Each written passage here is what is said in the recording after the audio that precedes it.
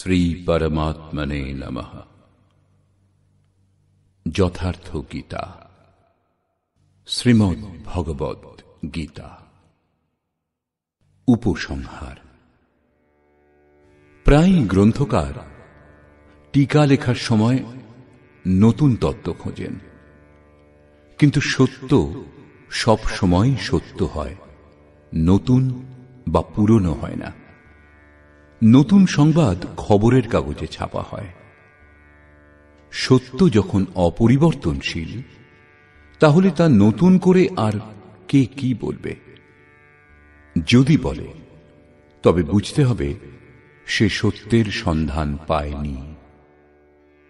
প্রত্যেক মহাপুরুষ সেই পথে চলে লক্ষ্যে পৌঁছনোর পর সেই একমাত্র সত্যই বলবেন। তারা সমাজে বিভেদের সৃষ্টি করেন না।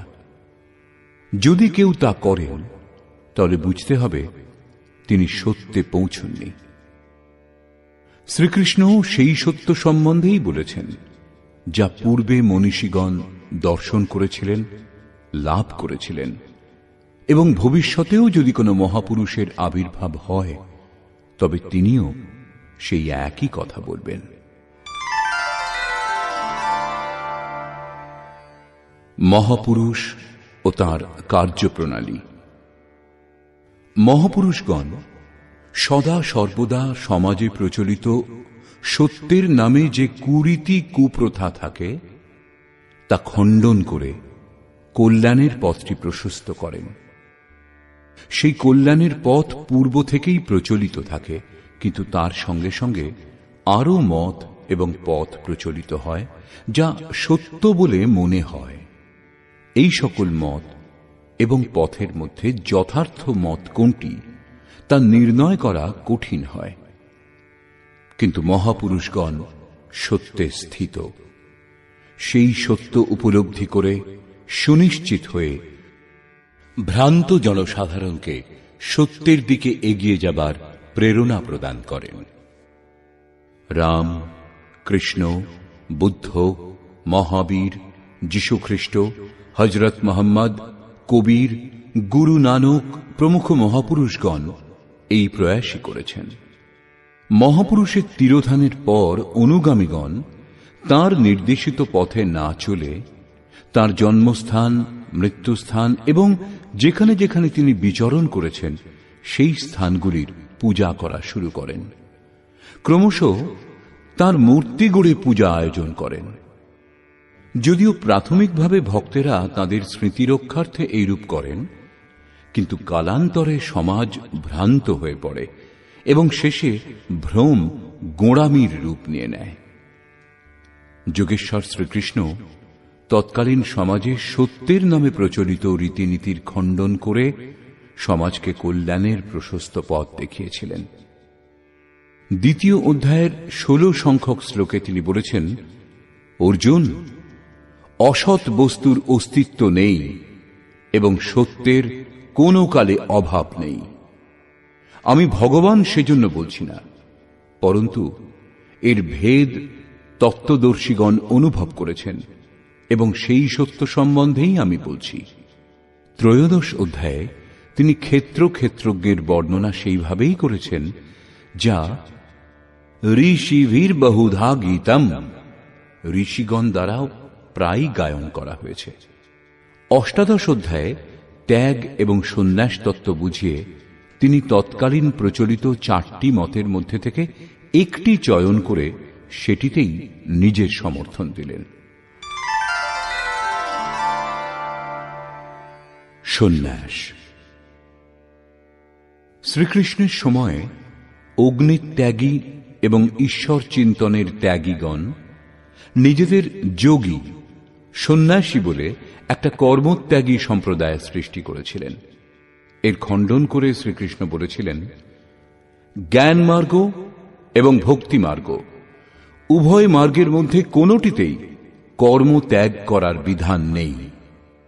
উভয় মার্গেই কর্ম করতেই হবে। কর্ম করতে করতে একসময় সাধনা এত সূক্ষ্ম হয়ে যায় যে সংকল্পের অভাব হয়ে যায়। এই স্থিতিকেই পূর্ণ সন্ন্যাস বলে। এর আগে কাউকে সন্ন্যাসী আখ্যা দেওয়া যেতে পারে না। কেবল ক্রিয়া ত্যাগ করলে এবং অগ্নিস্পর্শ না করলে কেউ সন্ন্যাসী হয় না বা যোগী হয় না। এই বিষয়ে দ্বিতীয়, তৃতীয়, পঞ্চম, ষষ্ঠ এবং বিশেষ করে অষ্টাদশ অধ্যায়ে বিস্তারিতভাবে বলা হয়েছে। কর্ম। এইরূপ ভ্রান্তি কর্মের প্রতিও ছিল। দ্বিতীয় অধ্যায়ের ৩৯ সংখ্যক শ্লোকে যোগেশ্বর বলেছেন, অর্জুন, এতক্ষণ তোমাকে সাংখ্য নামক তত্ত্বজ্ঞানের উপদেশ দেওয়া হল। এখন তুমি নিষ্কাম কর্মযোগের বিষয়ে শোনো। এর সঙ্গে যুক্ত হয়ে তুমি কর্ম বন্ধনের নাশ উত্তম রূপে করতে পারবে। এই কর্মের অল্প আচরণও জন্ম মৃত্যুর মহাভীতি থেকে উদ্ধার করে। এই নিষ্কাম কর্মযোগে নিশ্চয়াত্মক ক্রিয়া একটাই, বুদ্ধি এবং দিকও একটাই, কিন্তু অবিবেকীগণের বুদ্ধি অনন্ত শাখাযুক্ত হয়। সেই জন্য তারা কর্মের নামে অনন্ত ক্রিয়ার বিস্তার করে নেয়। অর্জুন, তুমি নিয়ত কর্ম করো, অর্থাৎ ক্রিয়া তো অনেক আছে, কিন্তু সে সমস্ত কর্ম নয়। কর্ম হল একটা নির্ধারিত দিক। কর্ম জন্ম জন্মান্তরের দেহযাত্রা সমাপ্ত করে। যদি এর পরে আর একটা মাত্রও জন্ম নিতে হয়, তাহলে যাত্রা সম্পূর্ণ হয়েছে কোথায়? যজ্ঞ। এই নিয়ত কর্মটি কি? শ্রীকৃষ্ণ স্পষ্ট করেছেন, যজ্ঞার্থাৎ কর্মণো অন্যত্র লোকোয়ম কর্মবন্ধনঃ। অর্জুন, যজ্ঞের প্রক্রিয়াই কর্ম। এই কর্ম ভিন্ন জগতে যা কিছু অনুষ্ঠান করা হয় তা ইহলোকেরই বন্ধন, সেগুলি কর্ম নয়। কর্ম তো এই সংসার বন্ধন থেকে মোক্ষ প্রদান করে। এখন প্রশ্ন, যজ্ঞ কি, যার অনুষ্ঠান করলে কর্ম সম্পাদন হবে? চতুর্থ অধ্যায়ে শ্রীকৃষ্ণ ১৩-১৪টি উপায়ে যজ্ঞের বর্ণনা করেছেন, যেগুলিতে পরমাত্মায় প্রবেশের বিধি বিশেষের বর্ণনা সম্যক রূপে দৃষ্ট হয়, যা নিঃশ্বাস প্রশ্বাস দ্বারা, ধ্যান দ্বারা, চিন্তন এবং ইন্দ্রিয় সংযম ইত্যাদি দ্বারা প্রমাণিত হয়। শ্রীকৃষ্ণের অনুসারে ভৌতিক দ্রব্যগুলির সঙ্গে এই যজ্ঞের কোনো সম্বন্ধ নেই। ভৌতিক দ্রব্যগুলির দ্বারা সিদ্ধ হয় যে যজ্ঞ, সেগুলির সংখ্যা অতি অল্প। আপনি কোটি টাকার হোম করুন না কেন, সম্পূর্ণ যজ্ঞ মন এবং ইন্দ্রিয় সমূহের অন্তঃক্রিয়ার দ্বারা সম্পাদন হয়। যজ্ঞ সম্পূর্ণ হওয়ার পর যজ্ঞ থেকে যে অমৃত তত্ত্ব লাভ হয়, সেই তত্ত্ব সম্বন্ধে জানাটাই জ্ঞান। যে যোগী সেই জ্ঞানামৃত পান করেন, তিনি সনাতন ব্রহ্মে প্রবেশ পান। যিনি সনাতন ব্রহ্মে প্রবেশ করেছেন, সেই পুরুষের কর্ম করার আর কোনো প্রয়োজন থাকে না। সমস্ত কর্ম সেই সাক্ষাৎকারের সঙ্গে জ্ঞানে বিলীন হয়ে যায়। তিনি কর্মবন্ধন থেকে মুক্ত হন। এইরূপ নির্ধারিত যজ্ঞকে কার্যরূপ দেওয়া কর্ম। কর্মের শুদ্ধ অর্থ হল আরাধনা। এই নিয়ত কর্ম, যজ্ঞার্থ কর্ম অথবা তদর্থ কর্মের অতিরিক্ত গীতাশাস্ত্রে আর অন্য কোনো কর্ম নেই। এর উপরেই শ্রীকৃষ্ণ বিভিন্ন স্থানে জোর দিয়েছেন। ষষ্ঠ অধ্যায়ে এটিকেই তিনি কার্যম কর্ম বলেছেন। ষোড়শ অধ্যায় বলেছেন, কাম, ক্রোধ ও লোভ ত্যাগ করলেই সেই কর্ম আরম্ভ হয় যা পরম শ্রেয় প্রদান করে। সাংসারিক কর্মগুলিতে যে যত ব্যস্ত, তার মধ্যে কাম, ক্রোধ ও লোভ সেই পরিমাণেই থাকে, যদিও তারা সমৃদ্ধ দেখা গেছে। এই নিয়ত কর্মকেই তিনি শাস্ত্র বিধানোক্ত কর্মের সংজ্ঞা দিয়েছেন। গীতা স্বয়ং পূর্ণ এবং আদি শাস্ত্র। সর্বোপরি শাস্ত্র বেদ। বেদের সার উপনিষদ এবং সেগুলির সারাংশ যোগেশ্বর শ্রীকৃষ্ণের এই বাণী গীতা শাস্ত্র।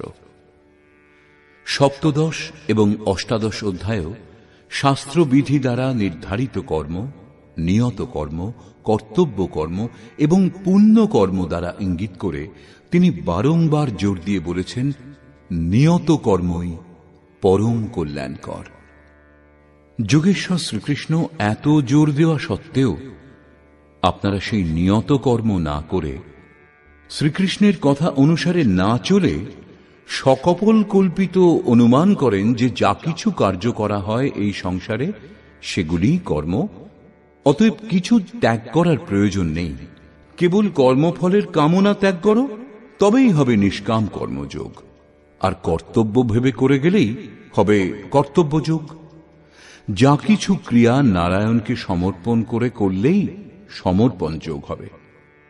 এইরূপ যজ্ঞের নামে আমরা ভূতযজ্ঞ, পিতৃযজ্ঞ, পঞ্চযজ্ঞ, বিষ্ণুর নিমিত্তে যজ্ঞ কল্পনা করি এবং সেই ক্রিয়াতে স্বাহা বলে উঠে পড়ি। যদি যোগেশ্বর শ্রীকৃষ্ণ স্পষ্ট করে না বলতেন তাহলে আমরা যা কিছু করতাম ক্ষতি ছিল না, কিন্তু যখন বলেছেন, যতটা বলেছেন ততটাই মেনে চলুন। কিন্তু আমরা তো সেই অনুসারে চলতে পারি না। বংশ পরম্পরায় বহু রীতিনীতি, পূজা পদ্ধতি আমরা মেনে চলে আসছি, সেগুলোই আমাদের মনে গভীরভাবে রেখাপাত করেছে। সাংসারিক বস্তু সামগ্রী আমরা ত্যাগ করতে চাইলে হয়তো করতেও পারি, কিন্তু এই পূর্ব সংস্কার আমরা মস্তিষ্ক থেকে মুছে ফেলতে পারি না। শ্রীকৃষ্ণের বাণীও আমরা সেই অনুসারেই গ্রহণ করি। গীতা অত্যন্ত সহজে বোধগম্য, সরল সংস্কৃতে লিখিত শাস্ত্রগ্রন্থ। যদি আপনি কেবল আক্ষরিক অর্থেও গ্রহণ করেন তবুও কোনো সংশয় থাকে না। এই প্রয়াসই যথার্থ গীতায় করা হয়েছে। যুদ্ধ। যদি যজ্ঞ এবং কর্ম এই দুটি প্রশ্নই যথার্থ বোধগম্য হয়, তাহলে যুদ্ধ, বর্ণ ব্যবস্থা, বর্ণসংকর, জ্ঞানযোগ, কর্মযোগ অথবা সংক্ষেপে সম্পূর্ণ গীতাশাস্ত্রই আপনাদের সহজবোধ্য হবে। অর্জুন যুদ্ধে ইচ্ছুক ছিলেন না।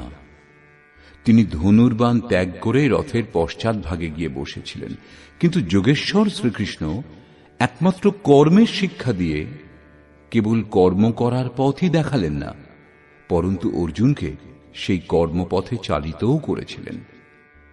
যুদ্ধ হয়েছিল এ বিষয়ে কোনো সন্দেহ নেই।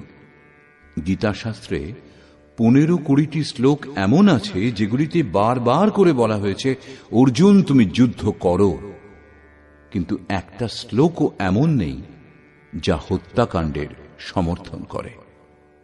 কারণ যে কর্মের ওপর জোর দেওয়া হয়েছে তা ছিল নিয়ত কর্ম, যা নির্জনে বাস, চিত্তকে সংযত করে ধ্যান করলেই হয়।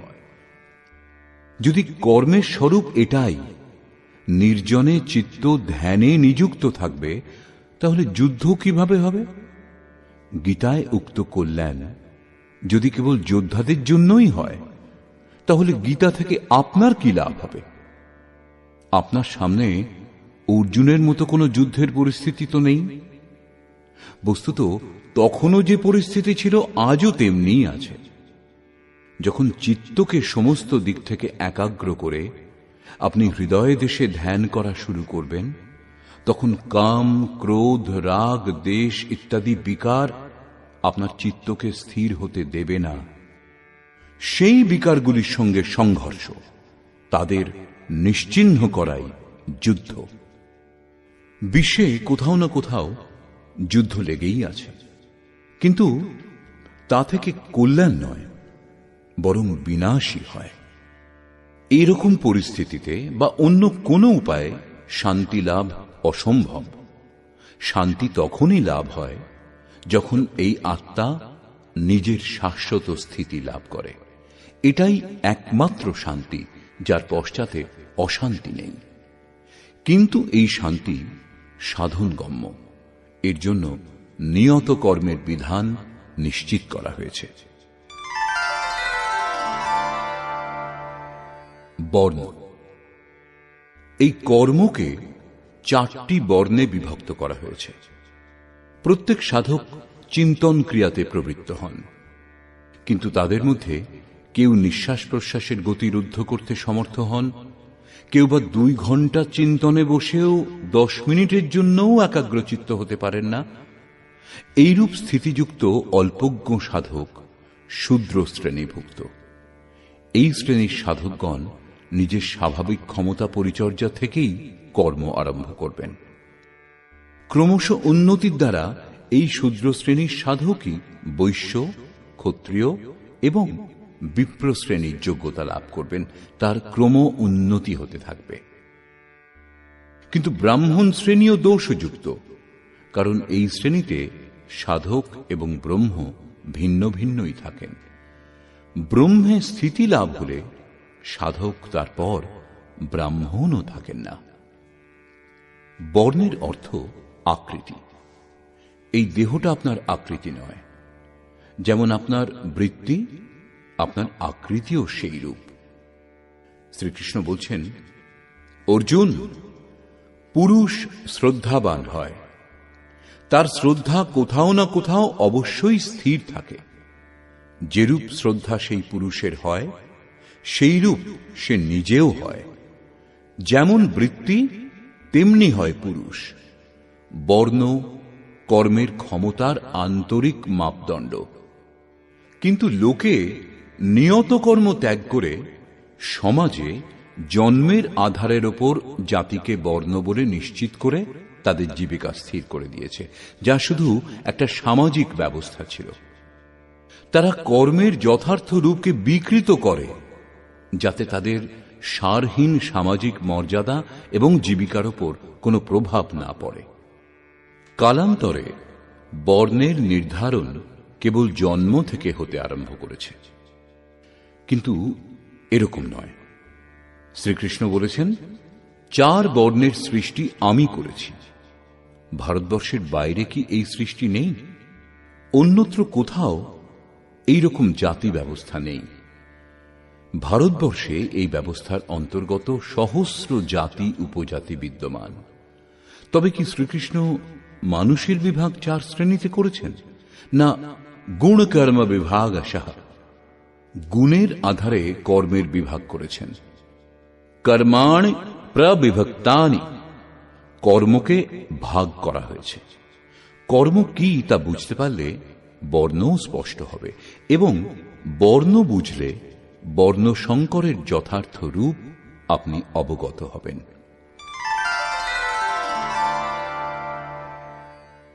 বর্ণ সংকর, এই কর্মপথ থেকে বিচ্যুত হওয়াই বর্ণ সংকর।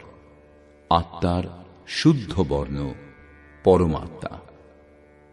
যে কর্ম পরমাত্মাতে স্থিতি প্রদান করে, সেই কর্ম থেকে বিচলিত হয়ে প্রকৃতিতে জড়িয়ে যাওয়াই বর্ণ সংকর। শ্রীকৃষ্ণ স্পষ্ট করলেন, এই কর্মের অনুষ্ঠান না করে কেউই সেই স্বরূপ লাভ করতে পারে না, এবং প্রাপ্তিযুক্ত মহাপুরুষ কর্ম করলে না কোনো লাভ হয় এবং ত্যাগ করলে না কোনো লোকসান হয়।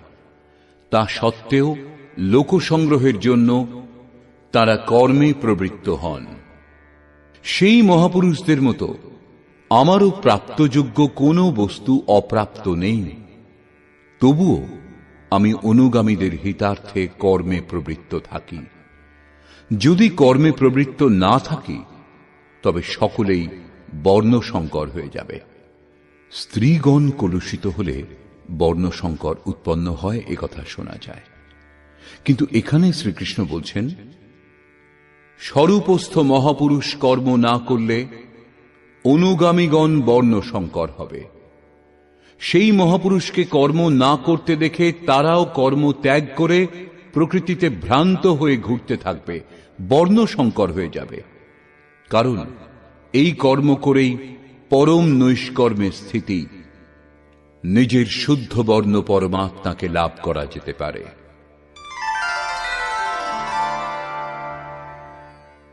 জ্ঞানযোগ এবং কর্মযোগ। কর্ম একটাই, নিয়ত কর্ম। আরাধনা। কিন্তু এই কর্ম সম্পাদনার দৃষ্টিকোণ দুটি। নিজের সামর্থ্য অনুসারে লাভ লোকসানের নির্ণয় করে এই কর্মে প্রবৃত্ত হওয়া জ্ঞান যোগ। এই মার্গের সাধক জানেন যে আজ আমার এই স্থিতি, এরপর আমি এই ভূমিকায় পৌঁছব, তারপর স্বরূপ লাভ করব। এইরূপ ভাব নিয়ে তিনি কর্মে প্রবৃত্ত হন, নিজের স্থিতি অবগত হয়ে চলেন। সেই জন্য এদের জ্ঞানমার্গী বলা হয়েছে। সমর্পণের সঙ্গে সেই একই কর্মে প্রবৃত্ত হওয়া। লাভ লোকসানের দায়িত্ব ইষ্টের হাতে তুলে দেওয়াই নিষ্কাম কর্মযোগ, ভক্তি মার্গ। উভয় মার্গেরই প্রেরক সদ্গুরু। একই মহাপুরুষের কাছে শিক্ষা নিয়ে একজন স্বাবলম্বী হয়ে সেই কর্মে প্রবৃত্ত হন এবং অন্যজন তার নিকট শিক্ষা নিয়ে তার উপর নির্ভর করে প্রবৃত্ত হন। পার্থক্য কেবল এইটুকুই। সেই জন্য যোগেশ্বর শ্রীকৃষ্ণ বলেছেন, অর্জুন, সাংখ্যযোগ দ্বারা যে পরম সত্য লাভ হয়, সেই পরম সত্য নিষ্কাম কর্মযোগ দ্বারাও লাভ হয়। যিনি দুটিকেই এক দেখেন, তিনি যথার্থ দেখেন। দুটি ক্রিয়ার বক্তা তত্ত্বদর্শী একজনই, ক্রিয়াও একটাই, আরাধনা। উভয় মার্গী কামনাগুলিকে ত্যাগ করেন এবং পরিণামও একটাই, কেবল কর্মের দৃষ্টিকোণ দুটি।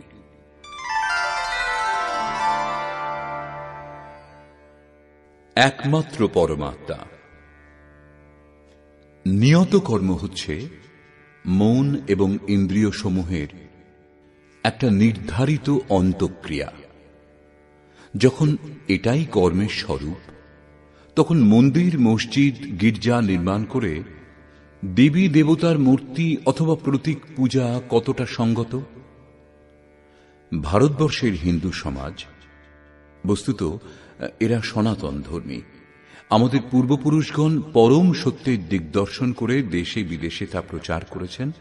সেই পথের পথিক বিশ্বের যেখানেই থাক, সে সনাতন ধর্মী। এত গৌরবশালী হিন্দু সমাজ। সেই হিন্দু সমাজ কামনা দ্বারা অভিভূত হয়ে বিবিধ ভ্রান্তিতে পড়েছে। শ্রীকৃষ্ণ বলছেন, অর্জুন, দেবস্থানে দেবতা বলে কোনো শক্তির অস্তিত্ব নেই।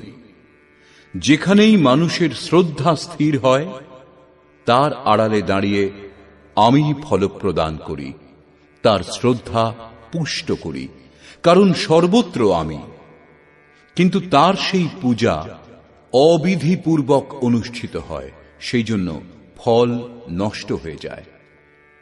কামনা দ্বারা যাদের জ্ঞান অপহৃত, সেই মূঢ়গণই অন্যান্য দেবতাগণের পূজা করে।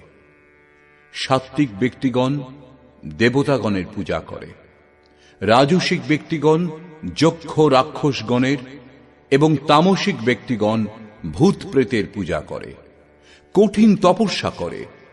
কিন্তু অর্জুন, তারা দেহস্থিত ভূত সমুদায় এবং অন্তঃকরণে স্থিত পরমাত্মারূপ আমাকে কৃশ করে, পূজা করে না। তাদের তুমি নিশ্চয় আসরিক স্বভাবযুক্ত জানবে। এর থেকে বেশি শ্রীকৃষ্ণ কি বলতেন? তিনি স্পষ্ট বলেছেন, অর্জুন, ঈশ্বর সকল প্রাণীর হৃদয়ে বাস করেন, কেবল তাঁর স্মরণে যাও।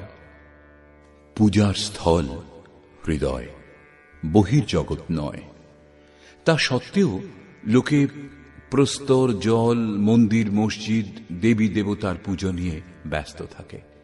তাদের সঙ্গে সঙ্গে শ্রীকৃষ্ণের মূর্তিরও পূজা করে। যারা শ্রীকৃষ্ণের আদেশ অনুসারে চলার জন্য জোর দিতেন, তারা শ্রীকৃষ্ণের, এবং যারা সারা জীবন মূর্তি পূজার খণ্ডন করেছেন, সেই বুদ্ধের অনুগামীগণও বুদ্ধদেবের মূর্তি তৈরি করে পূজা করা আরম্ভ করেছেন। যদিও বুদ্ধদেব তাঁর নিকট শিষ্য আনন্দকে বলেছিলেন, আনন্দ, তথাগতের শরীর পূজায় সময় নষ্ট করো না। মন্দির, মসজিদ, গির্জা, তীর্থ, মূর্তি এবং স্মারক সমূহ দ্বারা পূর্ববর্তী মহাপুরুষগণের স্মৃতি রক্ষা হয়ে থাকে, যাতে তাদের উপলব্ধির কথা স্মরণ হতে থাকে। মহাত্মা স্ত্রী পুরুষ উভয়েই হয়েছেন। জনক কন্যা সীতা পূর্বজন্মে এক ব্রাহ্মণ কন্যা ছিলেন।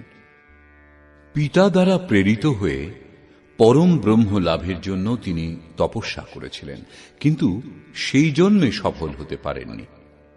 পরের জন্মে তিনি রামকে পেয়েছিলেন এবং চিন্ময়, অবিনাশী, আদি শক্তিরূপে প্রতিষ্ঠিত হয়েছিলেন। ঠিক সেই প্রকার রাজকুলে উৎপন্ন মীরার মধ্যে পরমাত্মার প্রতি ভক্তির প্রস্ফুটন হয়েছিল। সবকিছু ত্যাগ করে তিনি ঈশ্বর চিন্তনে নিযুক্ত হয়েছিলেন। পথের সব বাধা বিপত্তি অতিক্রম করে তিনি সফল হয়েছিলেন। এদের স্মৃতি রক্ষার জন্য মন্দির নির্মাণ করা হয়েছে, স্মারক তৈরি হয়েছে, যাতে সমাজ এদের স্মরণ করে, এদের উচ্চ আদর্শের দ্বারা অনুপ্রাণিত হতে পারে। মীরা, সীতা অথবা এই পথের যত অন্বেষক মহাপুরুষ আমাদের আদর্শ। আমাদের সর্বদা এদের পদচিহ্ন অনুসরণ করা উচিত। কিন্তু এর চাইতে বড় ভুল আর কি হবে যদি আমরা কেবল তাঁদের চরণে ফুল অর্পণ করি আর চন্দন লাগিয়েই নিজেদের কর্তব্যের ইতি মনে করি। প্রায় এরকম হয় যে যিনি যার আদর্শ হন, তার মূর্তি, ছবি, খড়ম, তার স্থান অথবা তার স্মৃতি বিজড়িত যে কোনো বস্তু দর্শনে বা শ্রবণে মনে শ্রদ্ধা উৎপন্ন হয়। এটা স্বাভাবিক। আমরাও আমাদের গুরুদেবের ছবির অপমান করতে পারি না, কারণ তিনি আমাদের আদর্শ। তাঁরই প্রেরণা এবং কথন অনুসারে আমাদের চলতে হবে। তাঁর যে স্বরূপ, ক্রমশ সাধনার পথে চলে সেই স্বরূপের প্রাপ্তি আমাদেরও অভীষ্ট, এবং এটাই হল তাঁর যথার্থ পূজা। এ পর্যন্ত তো ঠিকই আছে। বস্তুত যিনি আদর্শ তাকে অনাদর করা উচিত নয়, কিন্তু শুধু পত্রপুষ্প অর্পণ করাটাই ভক্তি মনে করে সেটাকেই কল্যাণের সাধন বলে মেনে নেওয়া আমাদের লক্ষ্য থেকে বহু দূরে সরিয়ে দেবে। নিজের আদর্শের উপদেশ হৃদয়ঙ্গম করার জন্য এবং সেই অনুসারে চলার প্রেরণা গ্রহণ করার জন্যই এই স্মারকগুলির উপযোগিতা আছে। তা সেই স্থানকে আশ্রম, মন্দির, মসজিদ, গির্জা, মঠ, বিহার, গুরুদ্বারা যাই বলুন না কেন, শর্ত এই যে সেই কেন্দ্রগুলির সম্পর্ক ধর্মের সঙ্গে থাকবে। যার প্রতিকৃতি আছে, তিনি কি করেছেন, কিরূপে তপস্যা করেছেন, কিরূপে লাভ করেছেন, এগুলো জানার জন্যেই তো আমরা সেখানে যাই, এবং যাওয়াও উচিত। কিন্তু যদি এই স্থানগুলিতে মহাপুরুষের পদচিহ্ন অনুসরণের বিষয়ে বলা না হয়, করে শেখানো না হয়, কল্যাণের ব্যবস্থা না থাকে, তাহলে সেই সব স্থানের কোনো উপযোগিতা নেই। সেখানে কুরীতি ছাড়া আর কিচ্ছু পাওয়া যাবে না। সেখানে গেলে ক্ষতিই হবে। ব্যক্তিগতভাবে ঘরে ঘরে, অলিতে গলিতে গিয়ে উপদেশ দেওয়া থেকে সামূহিক উপদেশ কেন্দ্ররূপে এই ধার্মিক সংস্থাগুলির স্থাপনা করা হয়েছিল। কিন্তু কালান্তরে এই প্রেরণাস্থল সমূহই মূর্তি পূজা এবং গোঁড়ামির কেন্দ্র হয়ে দাঁড়িয়েছে, এবং এখান থেকেই যত ভ্রম উৎপন্ন হয়ে চলেছে।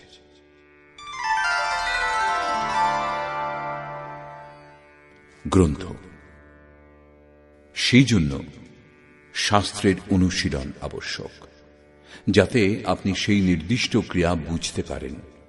সেই নির্দিষ্ট ক্রিয়াকেই যোগেশ্বর শ্রীকৃষ্ণ নিয়ত কর্ম বলেছেন, এবং যখন বুঝতে পারবেন সেই নিয়ত কর্ম কি, তখনই কর্মে প্রবৃত্ত হবেন।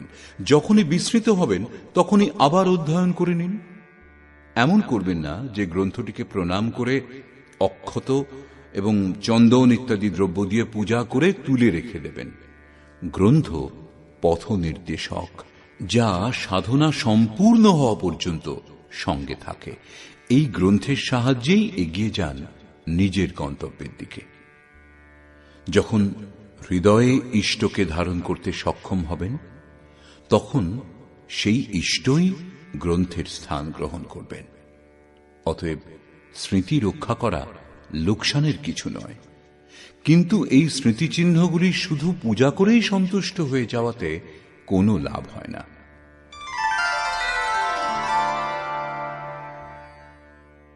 ধর্ম। যোগেশ্বর শ্রীকৃষ্ণের অনুসারে অসৎ বস্তুর অস্তিত্ব নেই এবং সত্যের কোনো কালে অভাব নেই। পরমাত্মাই সত্য, শাশ্বত, অজর, অমর, অপরিবর্তনশীল এবং সনাতন। কিন্তু চিত্ত নিরোধ কিরূপে সম্ভব? চিত্ত নিরুদ্ধ করে পরমাত্মাকে লাভ করার বিধি বিশেষের নাম কর্ম। এই কর্মকে করে যাওয়াই ধর্ম এবং দায়িত্ব। গীতাতে 2য় অধ্যায়ের 40 সংখ্যক শ্লোকে তিনি বলেছেন, অর্জুন, এই কর্মযোগে আরম্ভের নাশ নেই। এই কর্মরূপ ধর্মের অল্প সাধনও জন্ম মৃত্যুর মহাভয় থেকে উদ্ধার করে। অর্থাৎ এই কর্মকে করে যাওয়াই ধর্ম। এই নিয়ত কর্ম অর্থাৎ সাধন পথকে সাধকের স্বভাবজাত ক্ষমতা অনুসারে 4টি শ্রেণীতে ভাগ করা হয়েছে। কর্ম অবগত হয়ে মানুষ যখন থেকে কর্মের অনুষ্ঠান করে তখন সেই আরম্ভিক অবস্থাতে সে শূদ্র হয়। ক্রমশ যখন বিধি আয়ত্তে আসে তখন সেই বৈশ্য হয়। প্রকৃতির সংঘর্ষকে সহ্য করার ক্ষমতা এবং শৌর্য যুক্ত হলে সেই ব্যক্তিই ক্ষত্রিয় এবং ব্রহ্মের তদ্রূপ হওয়ার ক্ষমতা জ্ঞান অর্থাৎ বাস্তবিক জানা এবং বিজ্ঞান অর্থাৎ ঈশ্বরীয় বাণী শোনা, সেই অস্তিত্বের উপর নির্ভর থাকার ক্ষমতা, এরূপ যোগ্যতা লাভ হলে সেই ব্যক্তি ব্রাহ্মণ। সেই জন্য যোগেশ্বর শ্রীকৃষ্ণ গীতার 18 অধ্যায়ের 46 এবং 47 সংখ্যক শ্লোকে বলেছেন, স্বভাবে যে ক্ষমতা আছে সেই অনুসারে কর্মে প্রবৃত্ত হওয়াই স্বধর্ম। গুরুত্ব কম হলেও স্বভাবে উপলব্ধ স্বধর্ম শ্রেয়স্কর এবং ক্ষমতা লাভ না করে অন্যের উন্নত কর্মের প্রতিপালন ক্ষতিকর। স্বধর্মে মৃত্যুও শ্রেয়স্কর, কারণ বস্ত্র পরিবর্তন করলে পরিবর্তন কর্তার তো পরিবর্তন হয় না। তার সাধনার ক্রম আবার সেখান থেকেই আরম্ভ হবে যেখানে ছেদ পড়েছিল। ক্রমে ক্রমে চলে তিনি পরম সিদ্ধি অবিনাশী পদ লাভ করবেন। এরই ওপর জোর দিয়ে বলছেন, পরমাত্মা থেকে সকল প্রাণীর উৎপত্তি হয়েছে, যিনি সর্বব্যাপ্ত। স্বভাবে যে ক্ষমতা বিদ্যমান সেই ক্ষমতা অনুসারে তাকে উত্তম রূপে পূজা করে মানুষ পরম সিদ্ধি লাভ করে। অর্থাৎ নিশ্চিত বিধি দ্বারা এক পরমাত্মার চিন্তনই ধর্ম। ধর্মে প্রবেশ কাদের? ধর্মের আচরণ করার অধিকার কাদের? এ বিষয়ে যোগেশ্বর স্পষ্ট বলছেন, অর্জুন, অত্যন্ত দুরাচারীও যদি অনন্যভাবে আমাকে ভজনা করে, অনন্য অর্থাৎ অন্য নয়, আমা ভিন্ন অন্য কারো ভজনা না করে, কেবল আমাকে ভজনা করে, তাহলে ক্ষিপ্রম ভবতি ধর্মাত্মা, সে শীঘ্রই ধর্মাত্মা হয়ে যায়। তার আত্মা ধর্মের সঙ্গে যুক্ত হয়ে যায়। অতএব শ্রীকৃষ্ণের অনুসারে ধর্মাত্মা সেই যে এক পরমাত্মাতে অনন্য নিষ্ঠার সঙ্গে নিযুক্ত। ধর্মাত্মা সেই যে একমাত্র পরমাত্মার প্রাপ্তির জন্য নিয়ত কর্মের আচরণ করে। ধর্মাত্মা সেই যে ব্যক্তি স্বভাবজাত ক্ষমতা অনুসারে পরমাত্মার খোঁজে রত। অবশেষে বলছেন, সর্বধর্মান পরিত্যজ্য মামেকম শরণম ব্রজ।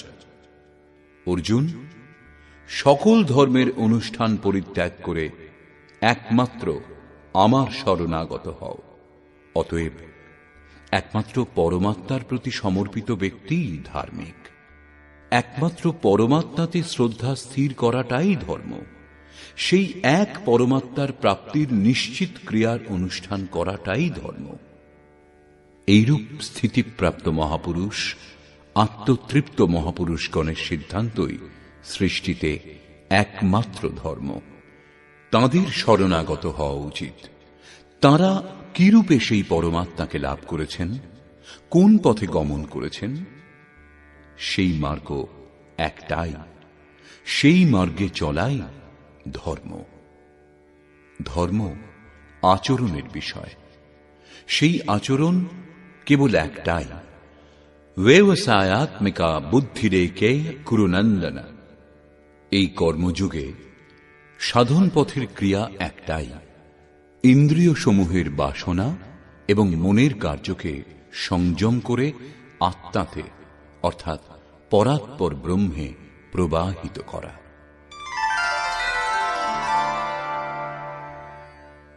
ধর্ম পরিবর্তন। সনাতন ধর্মের আদি দেশ ভারতবর্ষে একসময় কুপ্রথা কুরীতি এত বেশি প্রচলিত ছিল যে মুসলমানদের আক্রমণের সময় তাদের ধর্ম আক্রমণকারীদের হাতের এক গ্রাস ভাত খাওয়াতে, দুঢোক জল পান করাতেই নষ্ট হয়ে যেতে লাগল। ধর্মভ্রষ্ট ঘোষিত হাজার হাজার হিন্দু আত্মহত্যা করেছিল। ধর্মের জন্য তারা আত্মবলিদান করতেও প্রস্তুত ছিল, কিন্তু ধর্ম বুঝে করলে তবে তো। ধর্ম লজ্জাবতী লতার মতো হয়ে গিয়েছিল। লজ্জাবতী লতার পাতা ছুঁলেই তার পাতা সংকুচিত হয়ে যায়, কিন্তু হাত সরালেই আবার বিকশিত হয়। কিন্তু তাদের সনাতন ধর্ম তো এমন লোপ পেল যে তার আর বিকাশ হলই না। যে সনাতন আত্মাকে ভৌতিক বস্তুগুলি স্পর্শও করতে পারে না, তা কি কখনো ছোঁয়া খাওয়াতে নষ্ট হয়? আপনার মৃত্যু তো তরবারির আঘাতে হবে, ধর্মের ছোঁয়াতে কি মৃত্যু হবে? সত্যি কি ধর্ম নষ্ট হয়েছিল? কখনো না। ধর্মের নামে যে কুরীতি প্রচলিত ছিল তাই নষ্ট হয়েছিল। ফিরোজ তুগলকের শাসনকালে বয়ানার কাজী মুগিসউদ্দিন ফরমান জারি করেছিলেন যে হিন্দুদের মুখ খুলে চলা উচিত, কারণ যদি কোনো মুসলমান থুতু ফেলতে চায় তাহলে সেই হিন্দু ধর্মাত্মা হয়ে যাবে, কারণ তার কোনো ধর্মই নেই। কি খারাপ বলেছিলেন তিনি? মুখে থুতু ফেললে তো একজনই মুসলমান হবে, কুয়োতে থুতু ফেললে হাজার হাজার লোক মুসলমান হয়ে যাবে। তাহলে আততায়ী কে ছিল? সেই কাজী নাকি সেই সময়ের হিন্দু সমাজ? সেই যুগে যারা এইভাবে ধর্ম পরিবর্তন করে নিয়েছিল তারা কি সত্যিই কোনো ধর্মে দীক্ষিত হয়েছিল? হিন্দু থেকে মুসলমান হওয়া অথবা এক প্রকারের আচার ব্যবহার থেকে অন্য প্রকারের সমাজ ব্যবস্থায় চলে যাওয়াটা তো ধর্ম নয়। এই প্রকার পরিকল্পিতভাবে ষড়যন্ত্র করে যারা তাদের ধর্মান্তরণ করেছিল তারা কি ধর্মাত্মা ছিল? তারা তো আরো বেশি কুরীতির শিকার ছিল। হিন্দুরা আরো বেশি কুপ্রথায় জড়িয়ে পড়েছিল। অবিকশিত এবং পথভ্রষ্ট সমবায়গুলিকে সভ্য করার জন্য মোহাম্মদ বিবাহ, তালাক, উইলের কাগজ, দেনা পাওনা, সুদ, সাক্ষী, প্রতিজ্ঞা, প্রায়শ্চিত্ত, অন্ন সংস্থান, খাওয়া দাওয়া, আচার ব্যবহার এই সমস্ত বিষয়ে এক সামাজিক ব্যবস্থা দিয়েছিলেন এবং মূর্তি পূজা, ব্যভিচার, চুরি, মদ, জুয়া, মা ঠাকুরমার সঙ্গে বিবাহে প্রতিবন্ধ লাগিয়েছিলেন। সমলৈঙ্গিক এবং রজস্বলা স্ত্রীর সঙ্গে মৈথুন নিষেধ করে রোজার দিনগুলিতেও এই নিয়ম শিথিল করেছিলেন। স্বর্গে বহু সমবয়স্ক অপূর্ব সুন্দরী ও কিশোর বালকদের প্রলোভন দিয়েছিলেন। এটা ধর্ম ছিল না, এক প্রকারের সামাজিক ব্যবস্থা ছিল। এইরূপ কিছু কিছু বলে তিনি বাসনায় নিমজ্জিত সমাজকে সেদিক থেকে বিমুখ করে নিজের দিকে উন্মুখ করার চেষ্টা করেছিলেন। স্ত্রী জাতিকে নিয়ে কোনো চিন্তাই করেননি যে তারা স্বর্গে গিয়ে কতগুলো পুরুষ লাভ করবে। এ দোষ তাঁর নয়, দোষ সেই দেশকাল এবং পরিস্থিতির, যখন স্ত্রী জাতির ইচ্ছা আকাঙ্ক্ষার প্রতি কোনো গুরুত্ব দেওয়া হতো না। মোহাম্মদ সাহেব যেটাকে ধর্ম বলেছেন সেদিকে কারো ধ্যানই নেই। তিনি বলেছিলেন, যে পুরুষের একটা শ্বাসও সেই খোদার নাম ছাড়া ব্যর্থ যায়, তাকে খোদা সেইভাবেই প্রশ্ন করেন যেভাবে কোনো পাপীকে তার পাপের বিষয়ে প্রশ্ন করা হয়, যার শাস্তি হল সদা সর্বদার জন্য দোজাখ অর্থাৎ নরকে বাস। মোহাম্মদ বলেছিলেন, যে ব্যক্তি কাউকে কষ্ট দেয় না, পশুদের আঘাত করে না, সে আকাশ থেকে খোদার যে আওয়াজ আসে তা শুনতে পায়।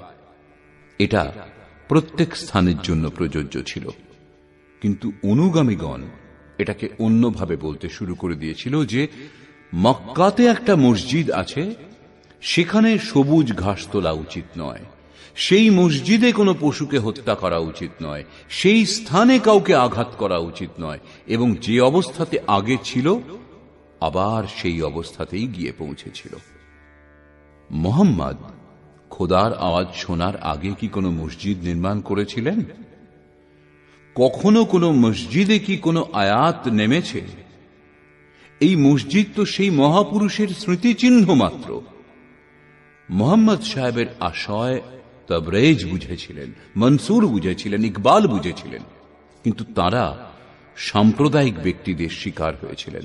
তাদের যাতনা দেওয়া হয়েছিল, সুকরাতকে বিষ দেওয়া হয়েছিল, কারণ তিনি লোকেদের নাস্তিক করে দিচ্ছিলেন। যিশুর ওপরেও এইরকমই দোষারোপ করা হয়েছিল, তাকে শুলে চাপানো হয়েছিল, কারণ তিনি বিশ্রাম সাবাথের দিনেও কাজ করতেন, অন্ধদের চক্ষু দান করতেন। এই ভারতেও হয়, যখনই কোন প্রত্যক্ষদর্শী মহাপুরুষ সত্যের দিকে ইঙ্গিত করেন, তখনই এই মন্দির, মসজিদ, মঠ, সম্প্রদায় এবং তীর্থস্থানের ভরসায় যাদের জীবিকা চলে, তারা হায় হায় করতে শুরু করে, অধর্ম অধর্ম বলে চিৎকার আরম্ভ করে দেয়। কারো কারো এগুলো থেকে লক্ষ লক্ষ কোটি কোটি টাকার আয় হয়, আবার কারো ডাল রুটির ব্যবস্থা কোন রকমে হয়ে যায়। বাস্তবিকতার প্রচারে তাদের জীবিকা সংকটে পড়তে পারে ভেবে তারা সত্যটিকে প্রকাশ হতে দেয় না, আর দেবেও না। এছাড়া তাদের বিরোধিতার আর কোনো কারণ নেই। সুদূরকালে এইসব স্মৃতি কেন রক্ষা করা হয়েছিল, সেসব কারণ তাদের জানা নেই।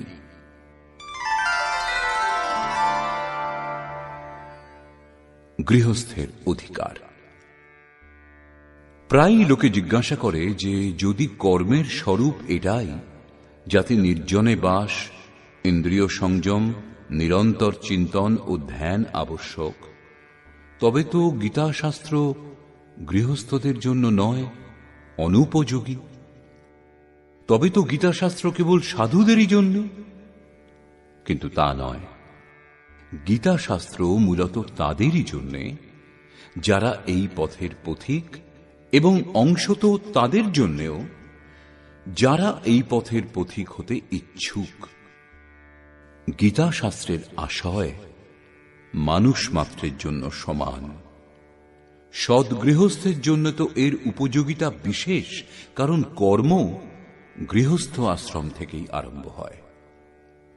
শ্রীকৃষ্ণ বলেছিলেন, অর্জুন, এই নিষ্কাম কর্মযোগে আরম্ভের নাশ নেই। এর অল্প সাধনও জন্ম মৃত্যুর মহাভয় থেকে উদ্ধার করে। আপনি বলুন, অল্প সাধন কে করবে? গৃহস্থ নাকি বৈরাগ্য অভিলাষী? গৃহস্থই এর জন্য অল্প সময় দেবে, এটা তার জন্যই। 4th অধ্যায়ের 36 সংখ্যক শ্লোকে তিনি বলেছেন, অর্জুন, যদি তুমি সকল পাপী থেকে অধিক পাপিষ্ঠ হও, তবুও জ্ঞানরূপ নৌকা দ্বারা নিঃসন্দেহে উত্তীর্ণ হবে। অধিক পাপী কে? যে অনবরত নিযুক্ত সে, নাকি যে এখন নিযুক্ত হবে সে? অতএব সদ্গৃহস্থ আশ্রম থেকেই কর্ম আরম্ভ হয়। 6ষ্ঠ অধ্যায়ের 37 থেকে 45 সংখ্যক শ্লোকের মধ্যে অর্জুন জিজ্ঞাসা করলেন, ভগবান, শিথিল প্রযত্নশীল শ্রদ্ধাবান পুরুষ পরম গতি লাভ না করে কোন গতি প্রাপ্ত হন? শ্রীকৃষ্ণ বললেন, অর্জুন, যোগ থেকে বিচলিত শিথিল প্রযত্নশীল পুরুষের কখনো বিনাশ হয় না। সেই যোগভ্রষ্ট পুরুষ শ্রীমানদের শুচি নাম, শুদ্ধ সত্য আচরণযুক্ত যে সেই শ্রীমানদের ঘরে জন্মগ্রহণ করে যোগীকুলে প্রবেশ পান, সাধনার দিকে আকর্ষিত হয়ে বহু জন্ম ধরে চলে সেই স্থানে পৌঁছে যান যাকে পরম গতি, পরম ধাম বলা হয়। শিথিল প্রযত্নশীলকে যোগভ্রষ্ট হয়ে তিনি কোথায় জন্মগ্রহণ করেন? গৃহস্থই তো হন। সেখান থেকেই তিনি সাধনার পথে উন্মুখ হন। নবম অধ্যায়ের 30 সংখ্যক শ্লোকে শ্রীকৃষ্ণ বলেছেন, অত্যন্ত দুরাচারীও যদি অনন্যভাবে আমাকে ভজনা করে তবে তিনি সাধুই, কারণ তিনি নিশ্চয় করে সঠিক পথে প্রবৃত্ত হয়েছেন। অতি দুরাচারী কে হবে? যিনি ভজনে প্রবৃত্ত তিনি, নাকি সেই ব্যক্তি যে এখনো প্রবৃত্তই হয়নি? নবম অধ্যায়ের 32 সংখ্যক শ্লোকে বলছেন, স্ত্রী, বৈশ্য, শূদ্র এবং পাপ জনিযুক্তই হোক না কেন, আমাকে আশ্রয় করে সাধন করলে পরম গতি লাভ করে। শ্রীকৃষ্ণ এমন বলেননি যে তাকে হিন্দু, খ্রিস্টান অথবা মুসলমান হতে হবে।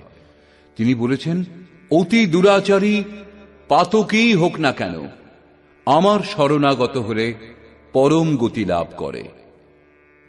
অতএব গীতা শাস্ত্র মানুষ মাত্রের জন্য। সদ্গৃহস্থ আশ্রম থেকেই এই কর্ম আরম্ভ হয়।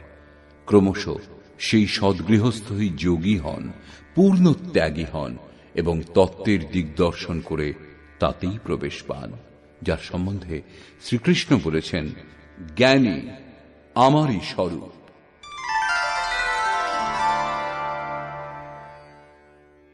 নারী। গীতা অনুসারে মানব শরীর হল বস্ত্রের সমান।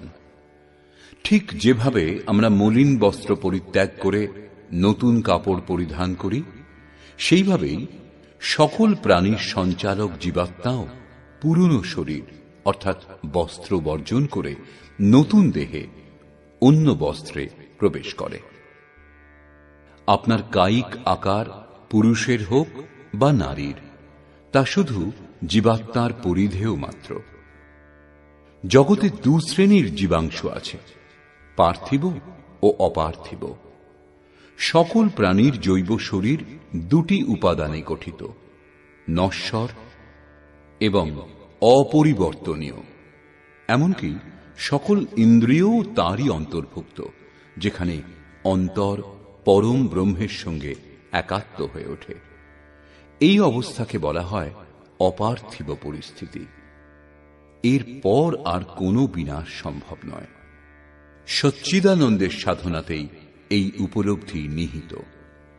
বিভিন্ন সময়ে সমাজে নারী জাতিকে শ্রদ্ধা বা অসম্মানের চোখে দেখা হয়েছে। তবে গীতার অমৃত বাণীতে একথা উল্লেখিত, যে কোনো জীবাত্মা, সে শূদ্র অর্থাৎ অজ্ঞানী হোক কিংবা বৈশ্য, বিধি যার আয়ত্তাধীন, নয়তো সে অর্থে যে কেউ যদি পরম ব্রহ্মের শরণাপন্ন হয় তবে তার মোক্ষ লাভ অবধারিত। তাই আধ্যাত্মিক পথে নারী জাতিরও পুরুষের পাশে সমান স্থান রয়েছে। ভৌতিক সমৃদ্ধি। গীতা শাস্ত্র পরম কল্যাণকর, সেই সঙ্গে মানুষের জন্য আবশ্যক ভৌতিক বস্তুগুলিরও বিধান করে। নবম অধ্যায়ের 20 থেকে 22 সংখ্যক শ্লোক পর্যন্ত যোগেশ্বর শ্রীকৃষ্ণ বলেছেন, বহু লোক নির্ধারিত বিধি দ্বারা আমাকে পূজা করে, পরিবর্তে স্বর্গ কামনা করে। আমি তাদের বিশাল স্বর্গলোক প্রদান করি, যা চাইবে আমি তাই দেব, কিন্তু উপভোগের পর ফুরিয়ে যাবে, কারণ স্বর্গের ভোগ নশ্বর, তাদের আবার জন্ম নিতে হবে। তবে হ্যাঁ, যেহেতু তারা আমার সঙ্গে যুক্ত, সেই জন্য তারা নষ্ট হবে না, কারণ আমি কল্যাণ স্বরূপ। আমি তাদের ভোগ বস্তু প্রদান করি এবং ধীরে ধীরে সে সমস্ত থেকে নিবৃত্ত করে আবার তাদের কল্যাণের পথে পরিচালিত করি।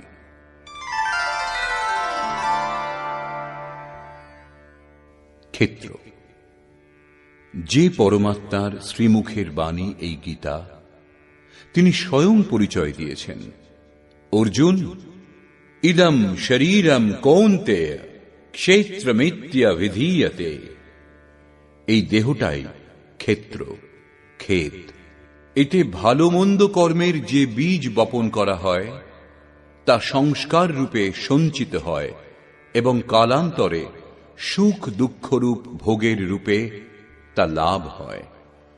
আসুরি সম্পদ অধম জনিতে জন্মের কারণ, কিন্তু দৈবী সম্পদ পরম দেব পরমাত্মাকে লাভ করতে সাহায্য করে। সদ্গুরুর সান্নিধ্য থেকেই এদের মধ্যে নির্ণায়ক যুদ্ধের আরম্ভ হয়। ক্ষেত্র ক্ষেত্রজ্ঞের যুদ্ধ এটাই। টিকাকারগণ বলেন, এক কুরুক্ষেত্র বহির্জগতে স্থিত, অন্যটি মনের অন্তরালে। গীতাশাস্ত্রের একটা অর্থ বাহ্যিক, অন্যটা আন্তরিক, কিন্তু এরূপ নয়। বক্তা বলেন এক কথা, কিন্তু শ্রোতাগণ নিজ নিজ বুদ্ধি অনুসারে বিষয়বস্তু ভিন্ন ভিন্ন ভাবে গ্রহণ করে, সেই জন্য বহু অর্থ প্রতীত হয়। সাধন পথে ক্রমশ অগ্রসর হয়ে যে পুরুষই শ্রীকৃষ্ণের স্তরে পৌঁছবেন, তার সম্মুখেও সেই দৃশ্যই হবে যা শ্রীকৃষ্ণের সম্মুখে ছিল। সেই মহাপুরুষই তার মনোগত ভাবগুলি, গীতা শাস্ত্রের সংকেতগুলি বুঝতে পারবেন এবং বোঝাতেও পারবেন। গীতা শাস্ত্রের একটা শ্লোকও জড় জগতের চিত্রণ করে না। খাওয়া, পরা এবং থাকা সম্বন্ধে আপনি অবগত।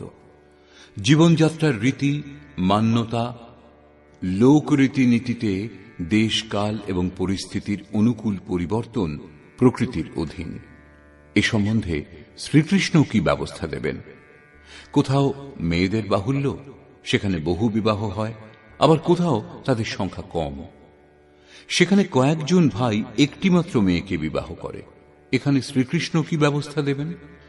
দ্বিতীয় বিশ্বযুদ্ধের পর জাপানে জনসংখ্যার ন্যূনতা বড় সমস্যা হয়ে দাঁড়িয়েছিল। তখন সেখানে 30টি সন্তানের জননীকে মাদারল্যান্ড, দেশ ও মাতা উপাধি দ্বারা সম্মানিত করা হয়েছিল। বৈদিককালীন ভারতে 10টি সন্তান জন্মদান করার বিধান ছিল। এখন এক অথবা দো বচ্চে হতে হ্যায় ঘর মে আচ্ছে, এইরকমই সরকারি প্রচার অভিযান চলেছে।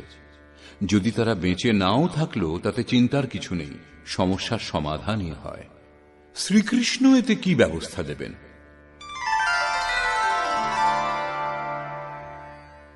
শ্রেয়। কাম, ক্রোধ, লোভ, মোহাদি বিকারের সম্বন্ধে শিক্ষা দেবার জন্য কোথাও বিদ্যালয় খোলা হয়নি, কিন্তু তা সত্ত্বেও এই বিকার সমূহের বিষয়ে বয়োবৃদ্ধদের থেকে ছোটরাই অনেক বেশি প্রবীণ দেখা গেছে। এ বিষয়ে ভগবান শ্রীকৃষ্ণ কি শিক্ষা দেবেন? এসব তো প্রকৃতি দ্বারা স্বচালিত। একসময় বেদ প্রভৃতির শিক্ষা দেওয়া হতো, ধনুর্বিদ্যা, গদা যুদ্ধ এইসব শেখানো হতো। বর্তমানে এগুলি কে শিখতে চায়? আজকের যুগে পিস্তল চলছে, স্বচালিত যন্ত্রের যুগ এটা। কখনো রথ সঞ্চালন শিখতে হতো, ঘোড়ার বিষ্ঠা পরিষ্কার করতে হতো। আজকের যুগে মোটরের তেল পরিষ্কার করা হয়। এ বিষয়ে শ্রীকৃষ্ণ কি বলবেন? পূর্বকালে স্বাহা বললে বর্ষা হতো। আজকের যুগে বৈজ্ঞানিক উপায় উপকরণের সাহায্যে মনের মতো ফসল উৎপাদন করা হয়। যোগেশ্বর বলছেন, প্রকৃতিজাত ত্রিগুণের বশীভূত হয়ে মানুষ পরিস্থিতি অনুসারে সামঞ্জস্য স্থাপিত করে চলেছে। এই গুণগুলি সতই তাদের গড়ে নিতে সক্ষম। ভৌতিক শাস্ত্র, সমাজশাস্ত্র, শিক্ষাশাস্ত্র, অর্থশাস্ত্র, তর্কশাস্ত্র এসব মানুষ রচনা করতেই থাকে। একটা বস্তুই এমন যা মানুষ জানে না, চেনে না, আছে তার কাছেই, কিন্তু সে সম্বন্ধে সে বিস্মৃত। গীতা শাস্ত্র শ্রবণ করে অর্জুনের স্মৃতি লাভ হয়েছিল। সেই স্মৃতি হল পরমাত্মার স্মৃতি, যা হৃদয় দেশে থাকলেও বহু দূরে আছে। মানুষ তাই পেতে চায়, কিন্তু পথ খুঁজে পায় না। কেবল কল্যাণের পথ সম্বন্ধে মানুষ অনভিজ্ঞ। মোহের আবরণ এত ঘন যে সে বিষয়ে চিন্তা করার সময়ই জোটে না। সেই মহাপুরুষ আপনার জন্য সময় দিয়েছেন, সেই কর্ম স্পষ্ট করেছেন যার অনুষ্ঠান করার নির্দেশ গীতা শাস্ত্রে দেওয়া হয়েছে।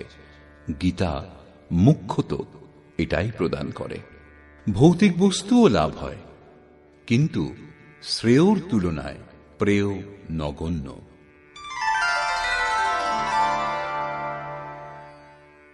যোগ প্রদাতা। যোগেশ্বর শ্রীকৃষ্ণের অনুসারে কল্যাণ পথের অনুভব, এর সাধন এবং প্রাপ্তি সদ্গুরু দ্বারাই সম্ভব। তীর্থভ্রমণ, এদিক সেদিক ভ্রান্ত হয়ে ঘোরা অথবা কায়ক্লেশ দ্বারাও সেই কল্যাণ পথের জ্ঞান ততক্ষণ হয় না যতক্ষণ কোন সন্ত দ্বারা নির্দেশিত না হয়। তৃতীয় অধ্যায়ের 34 সংখ্যক শ্লোকে শ্রীকৃষ্ণ বলেছেন, অর্জুন, তুমি তত্ত্বদর্শী মহাপুরুষের শরণাগত হয়ে উত্তম রূপে দণ্ডবৎ প্রণাম করে নিষ্কপট ভাবে সেবা করে প্রশ্ন করে সেই জ্ঞান লাভ করো। প্রাপ্তির একমাত্র উপায় হল কোন মহাপুরুষের সান্নিধ্য এবং তাঁর সেবা। তার অনুসারে চলে যোগের সংসিদ্ধিকালে সেই তত্ত্ব লাভ হবে। অষ্টাদশ অধ্যায়ের 18 সংখ্যক শ্লোকে তিনি বলেছেন, পরিজ্ঞাতা অর্থাৎ তত্ত্বদর্শী মহাপুরুষ, জ্ঞান অর্থাৎ জানার বিধি এবং জ্ঞেয় পরমাত্মা, তিনটি কর্মের প্রেরক। অতএব শ্রীকৃষ্ণের অনুসারে মহাপুরুষই কর্মের মাধ্যম, কেবল পুস্তক নয়। পুস্তকে বিধি মাত্র থাকে। ওষুধের বিবরণ লিখিত কাগজে পড়লেই যেমন রোগ আরোগ্য হয় না, পরন্তু নিয়ম মেনে চলতে হয়।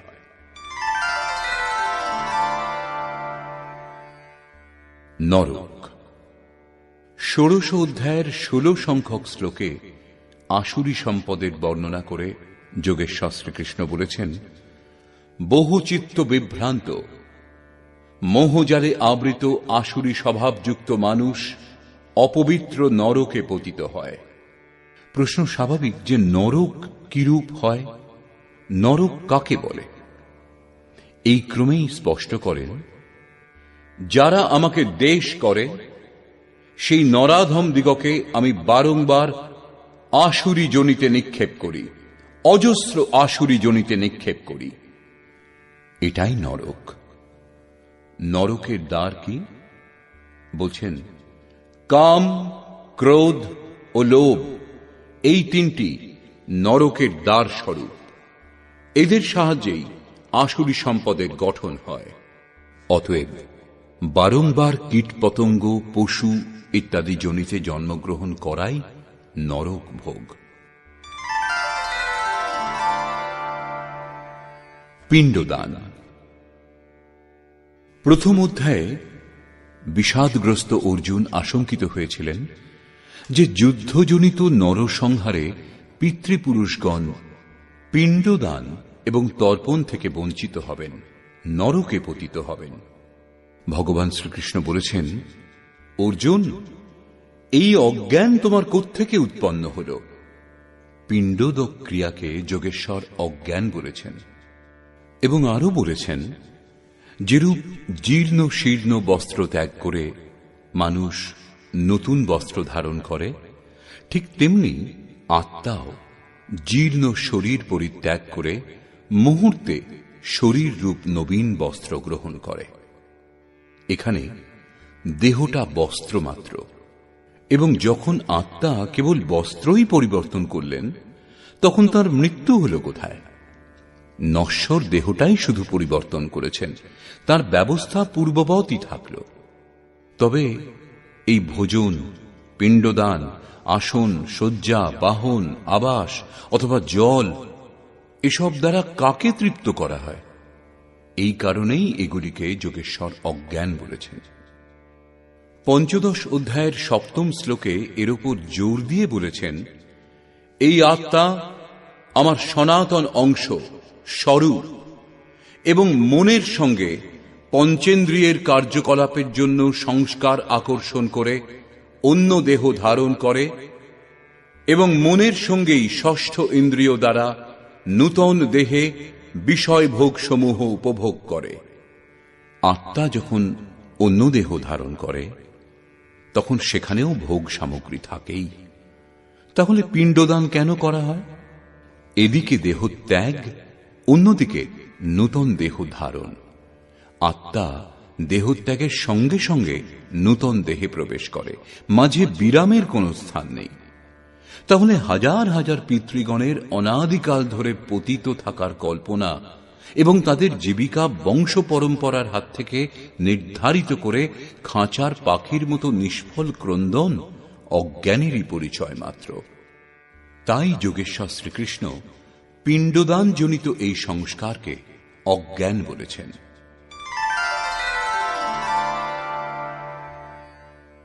পাপ ও পুণ্য, এই বিষয়ে সমাজে বহু ভ্রান্তি প্রচলিত।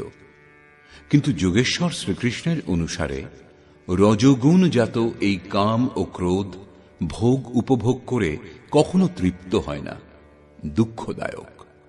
অর্থাৎ কাম হল পাপের একমাত্র কারণ। পাপের উদ্গম কাম, কামনা সমূহ। এই কামনাগুলি থাকে কোথায়? শ্রীকৃষ্ণ বললেন, ইন্দ্রিয় সমূহ, মন ও বুদ্ধিকে কামনার বাসস্থান বলা হয়। যখন বিকার দেহে থাকে না, মনে থাকে, তখন দেহটাকে ধুয়ে কি হবে? শ্রীকৃষ্ণের অনুসারে নামজপ দ্বারা, ধ্যান দ্বারা, সমকালীন কোন তত্ত্বদর্শী মহাপুরুষের সেবা দ্বারা, তার প্রতি সমর্পণের ভাব দ্বারা মন শুদ্ধ হয়। তার জন্য তিনি 4th অধ্যায়ের 34 সংখ্যক শ্লোকে প্রোৎসাহিত করেছেন, তদ্বিদ্ধি প্রণিপাতেন, সেবা ও প্রশ্ন করেই সেই জ্ঞান লাভ করো যার দ্বারা সকল পাপ নাশ হয়। 3য় অধ্যায়ের 13 সংখ্যক শ্লোকে তিনি বলেছেন, সন্তগণ যজ্ঞাবশেষ ভোজন করেন, তারা সকল পাপ থেকে মুক্ত হন, এবং যারা দেহের জন্য অন্ন পাক করে সেই পাপাচারগণ পাপান্ন ভোজন করে। এখানে যজ্ঞ চিন্তনের একটি নিশ্চিত ক্রিয়া, যার দ্বারা মনের মধ্যে নিহিত চরাচর জগতের সংস্কার ভস্ম হয়ে যায়, শুধু ব্রহ্মই থাকেন। অতএব দেহের উৎপত্তির কারণ হল পাপ, এবং যা সেই অমৃত তত্ত্ব প্রদান করে, যার পর দেহ ধারণ করতেই হয় না, তাই পুণ্য। 7ম অধ্যায়ের 29 সংখ্যক শ্লোকে তিনি বলেছেন, যারা জরা ও মৃত্যু দোষ থেকে মুক্তি লাভের জন্য আমার শরণাগত হয়ে সাধনা করেন, যে পুণ্যকর্মা পুরুষগণের পাপ নাশ হয়েছে, তারা সম্পূর্ণ ব্রহ্ম, সম্পূর্ণ কর্ম, সম্পূর্ণ অধ্যাত্ম এবং উত্তম রূপে আমাকে জানেন এবং জেনে আমাতেই স্থিত থাকেন।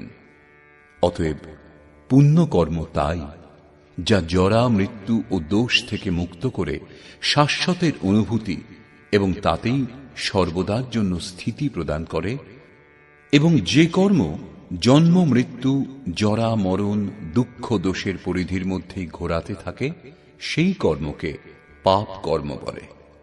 10ম অধ্যায়ের 3য় শ্লোকে তিনি বললেন, যিনি আমাকে জন্ম মৃত্যু রহিত, আদি অন্ত রহিত এবং সর্বলোকের মহেশ্বরকে সাক্ষাৎকার করে অবগত হন, মরণ ধর্মা মনুষ্য মধ্যে সেই পুরুষই জ্ঞানবান। এইরূপ জেনে তিনি সর্বপাপ থেকে মুক্ত হন। অতএব সাক্ষাৎকারের পরেই সর্বপাপ থেকে নিবৃত্তি হয়।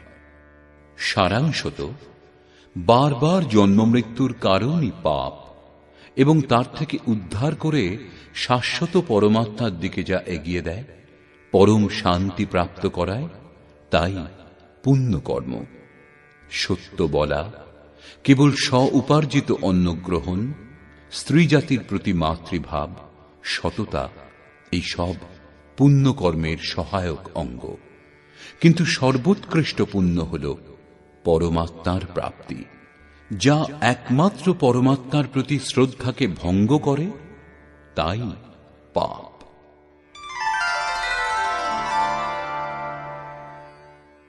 সকল সন্তই এক। গীতার ৪র্থ অধ্যায়ের প্রথম শ্লোকে ভগবান শ্রীকৃষ্ণ বলেছেন, কল্পের আদিতে এই অবিনাশী যোগ আমি সূর্যকে বলেছিলাম।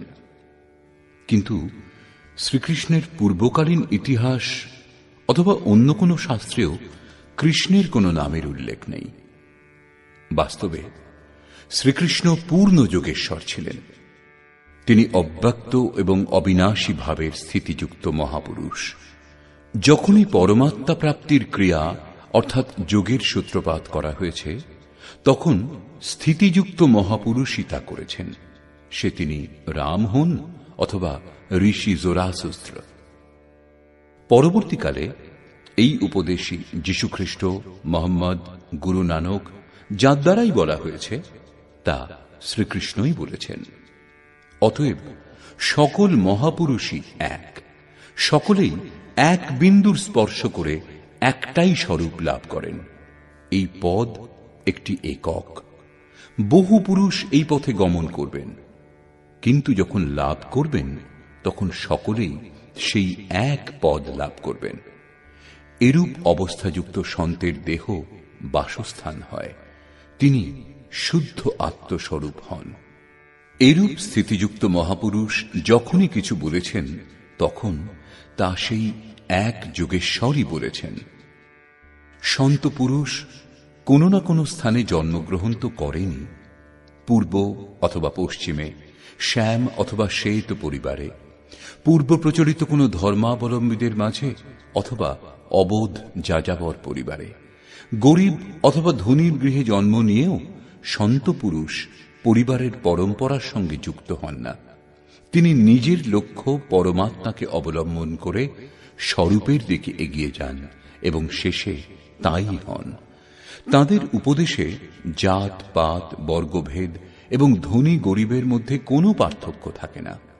এমনকি তাদের দৃষ্টিতে স্ত্রী পুরুষের ভেদও থাকে না।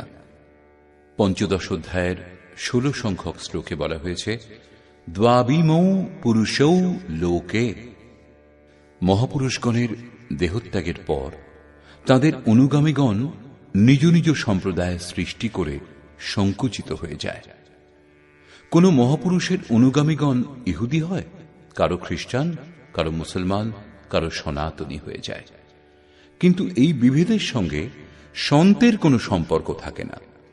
সন্ত কোনো সম্প্রদায় অথবা জাতি নন, সন্ত সন্তই হন। তাদের কোনো সামাজিক সংগঠনের সঙ্গে যুক্ত করা উচিত নয়। অতএব এই সংসারে যত সন্ত আছেন, তা যে কোনো সম্প্রদায়েই তার জন্ম হোক না কেন, কোন সম্প্রদায়ের লোকেরা তার বেশি বেশি পূজাই করুক না কেন, কোন সাম্প্রদায়িক প্রভাবে এসে এরূপ সন্তদের আলোচনা করা উচিত নয়, কারণ তারা নিরপেক্ষ। সংসারের যে কোনো স্থানেই উদ্ভব হন, সন্ত নিন্দার যোগ্য হন না। যদি কেউ এরূপ করে, তাহলে সে অন্তরে স্থিত অন্তর্যামী পরমাত্মাকে দুর্বল করে, স্বীয় পরমাত্মা থেকে দূরে সরে যায়, স্বয়ং নিজের ক্ষতি করে। সংসারে জাত কোনো ব্যক্তি যদি সত্যিই আপনার হিতৈষী হন, তাহলে সন্তই সেই ব্যক্তি বিশেষ হবেন। অতএব তাদের প্রতি সহৃদয় হওয়া সম্পূর্ণ সংসারের লোকেদের মূল কর্তব্য। এর থেকে বঞ্চিত হওয়া মানে নিজেকে ফাঁকি দেওয়া।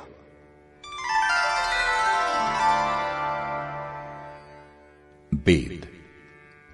গীতা শাস্ত্রে বেদের উদাহরণ অনেকবার দেওয়া হয়েছে, কিন্তু এই সকল মার্গ নির্দেশক চিহ্ন মাত্র।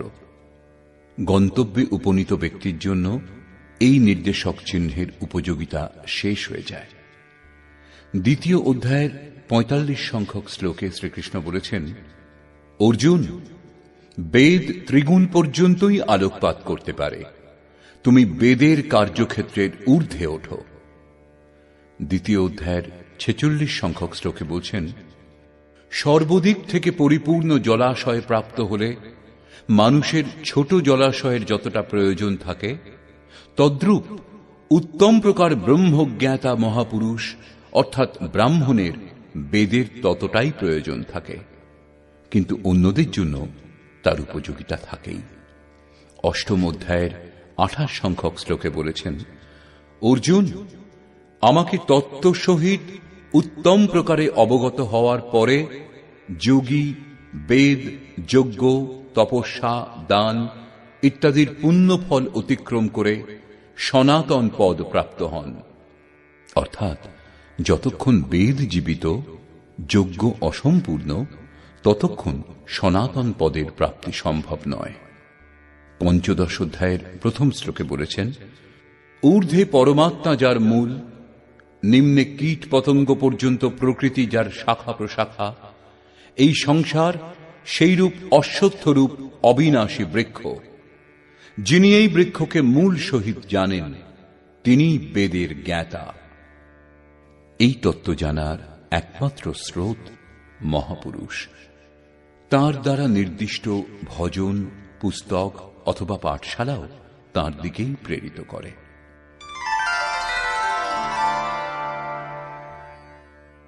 ওম। শ্রীকৃষ্ণের নির্দেশ মতো ওম জপ করার বিধান পাওয়া যায়। সপ্তম অধ্যায়ের 8ম শ্লোকে তিনি বলেছেন, ওমকার আমি। অষ্টম অধ্যায়ের 13তম শ্লোকে বলছেন, ওম জপ এবং আমার চিন্তন করো। নবম অধ্যায়ের 17তম শ্লোকে বলেছেন, জানার যোগ্য পবিত্র ওঙ্কার আমি। দশম অধ্যায়ের 33তম শ্লোকে বলেছেন, আমি অক্ষর সমূহতে অকার। দশম অধ্যায়ের 25তম শ্লোকে বলেছেন, শব্দসমূহের মধ্যে আমি একাক্ষর। সপ্তদশ অধ্যায়ের 23 সংখ্যক শ্লোকে বলেছেন, ওম তৎ সৎ ব্রহ্মের পরিচায়ক। সপ্তদশ অধ্যায়ের 24তম শ্লোকে বলেছেন, যজ্ঞ, দান এবং তপস্যাদি কর্ম ওম থেকে আরম্ভ হয়। অতএব শ্রীকৃষ্ণের অনুসারে ওম জপ করা নিতান্ত আবশ্যক। এর বিধি স্থিতিপ্রাপ্ত মহাপুরুষের কাছ থেকে অবগত হন। গীতোক্ত জ্ঞানী বিশুদ্ধ মনুস্মৃতি। গীতা আদি মানব মহারাজ মনুরও পূর্বে উদ্ভাসিত হয়েছিল। ইমম বিবস্বতে যোগম প্রোক্তবানহম অব্যয়ম। অর্জুন, আমি এই অবিনাশী যোগ সম্বন্ধে কল্পারম্ভে সূর্যকে বলেছিলাম এবং সূর্য মনুকে বলেছিলেন। মনু তা স্মৃতিতে ধারণ করেছিলেন, কারণ শ্রবণ করার পর বিষয়বস্তু স্মৃতিতেই সুরক্ষিত করে রাখা সম্ভব ছিল। এই জ্ঞান সম্বন্ধেই মনু রাজা ইক্ষ্বাকুকে বলেছিলেন। ইক্ষ্বাকুর কাছ থেকে পরবর্তীকালে রাজর্ষিগণ জানতে পারেন এবং এই মহত্বপূর্ণ কালে এই অবিনাশী যোগ এই পৃথিবীতে বিলুপ্ত হয়ে গিয়েছিল। আদিকালে বক্তার কাছে শ্রবণ করে তা স্মৃতিতে ধারণ করে রাখার পরম্পরা ছিল। লিপিবদ্ধ করে রাখার কথা কল্পনার বাইরে ছিল। মনু মহারাজ এই জ্ঞান স্মৃতিতে ধারণ করেছিলেন এবং স্মৃতি পরম্পরা প্রবর্তন করেছিলেন। অতএব এই গীতা উক্ত জ্ঞানই বিশুদ্ধ মনুস্মৃতি। এই জ্ঞান সম্বন্ধে ভগবান মনুরও পূর্বে সূর্যকে বলেছিলেন। তবে কেন এই স্মৃতিকে সূর্য স্মৃতি বলা হয় না? বস্তুত সূর্য জ্যোতির্ময় পরমাত্মার সেই অংশ যার থেকে মানব সৃষ্টি আরম্ভ হয়েছে। ভগবান শ্রীকৃষ্ণ বলেছেন, আমি পরম চেতন বীজরূপ পিতা এবং প্রকৃতি গর্ভধারিণী মাতা। বীজরূপ পিতা সূর্য। পরমাত্মার সেই শক্তি সূর্য, যে শক্তি মানুষ সৃষ্টি করেছে। এই শক্তি ব্যক্তি বিশেষ নয়। পরমাত্মার জ্যোতির্ময় তেজ থেকে মানুষের উৎপত্তি হয়েছে। সেই তেজের মাধ্যমেই গীতা উক্ত জ্ঞান প্রসারিত করেছেন, অর্থাৎ সূর্যকে বলেছেন। সূর্য পুত্র মনুকে তা বলেছেন, সেই জন্য এটি মনুস্মৃতি। এখানে সূর্যের তাৎপর্য ব্যক্তি বিশেষ নয়, বীজকে সূর্য বলা হয়েছে। ভগবান শ্রীকৃষ্ণ বলেছেন, অর্জুন, সেই পুরাতন যোগ সম্বন্ধে আমি তোমাকে বলবো। তুমি আমার প্রিয় ভক্ত, অনন্য সখা। অর্জুন মেধাবী এবং যোগ্য ছিলেন। যোগেশ্বর শ্রীকৃষ্ণকে তিনি একটার পর একটা প্রশ্ন করে গিয়েছিলেন, যেমন, আপনার জন্ম অনেক পরে হয়েছে এবং সূর্যের জন্ম বহু পূর্বে হয়েছিল। যোগ সম্বন্ধে আপনি সূর্যকে বলেছিলেন, তা কিরূপে বুঝব? এইরূপ 20-25টি প্রশ্ন তিনি করেছিলেন। গীতার সমাপন পর্যন্ত তার সমস্ত প্রশ্নের সমাধান হয়ে গিয়েছিল। যেসব প্রশ্ন অর্জুন করতে পারেননি, সেই সমস্ত প্রশ্নের সমাধান ভগবান স্বয়ং করেছেন। অতঃপর ভগবান বললেন, অর্জুন, তুমি কি একাগ্রচিত্তে আমার উপদেশ শ্রবণ করেছ? তোমার অজ্ঞানজনিত মোহের বিনাশ হল কি? এই প্রসঙ্গে অর্জুন বলেছেন, নষ্টো মোহ স্মৃতির্লব্ধা ত্বৎপ্রসাদান্ময়াচ্যুত স্থিতোऽস্মি গতসন্দেহ করিষ্যে বচনম তব। ভগবান, আমার মোহ নাশ হয়েছে এবং স্মৃতি লাভ হয়েছে। কেবল শ্রবণই করিনি, স্মৃতিতে ধারণ করেছি। আমি আপনার আজ্ঞা পালন করব, যুদ্ধে প্রবৃত্ত হব।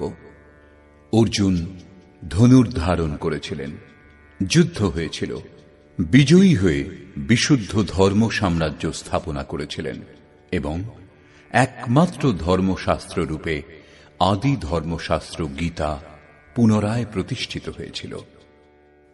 গীতা আদি ধর্মশাস্ত্র, এটাই মনুস্মৃতি, যা অর্জুন নিজের স্মৃতিতে ধারণ করেছিলেন।